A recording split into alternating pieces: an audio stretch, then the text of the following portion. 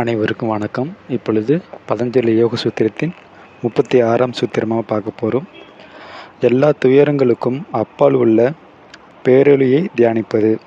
இதில் பாவனை முக்கியத்துவம் பெறும். கற்பனை கணிசமான பங்கு உண்டு. ஒளியின் மீது தியானிக்கிற போது அதை உணர்ந்து அனுபவிக்க வேண்டும். அதாவது ஒளினா லைட்டு, ஓகேங்களா? இதய தாமரையின் இதழ்கள் கீழ்நோக்கி இருப்பது போலவும் அதனுடனே சிலிமுனை நாடி செல்வது போலவும் நினையுங்கள். உங்கள் மூச்சை உள்ளே இழுத்து கொள்ளுங்கள். அதை வெளிவிடும் பொழுது தாமரையின் இதழ்கள்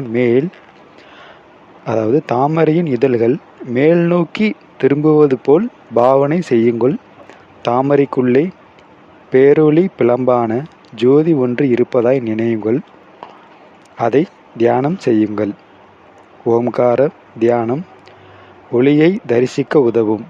முதலில் பாவனையாய் மேற்கொள்வது நாளடைவில் உண்மையான அனுபவமாக மாறிவிடும். இதுதான் 36வது சூத்திரம். அதாவது இதய தாமரையில் தாமரை கீழ்நோக்கி இருப்பது போலவும் அதனுடனே சுழிமுனை நாடி செல்வது போலவும் நினைக்கணும். மூச்சை உள்ளே இழுத்துக்கணும்.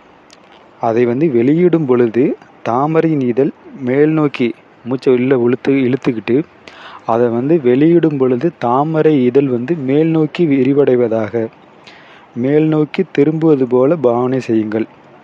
அந்த தாமரைக்குள்ள பேரொளி பிளம்பாய் ஜோதி ஒன்று இருப்பதாய் நினையுங்கள். அடுத்து ஓம்கார தியானம் ஒளியை தரிசிக்க உதவும். முதலில் பாவனை மேற்கொள்வதும் நாளடைவில் அது உண்மையான அனுபவமாக மாறிவிடும். இதுதான் 36வது சூத்திரம். மீண்டும் அடுத்த ஒரு தலைப்பில் சந்திப்போம். நன்றி, வணக்கம்.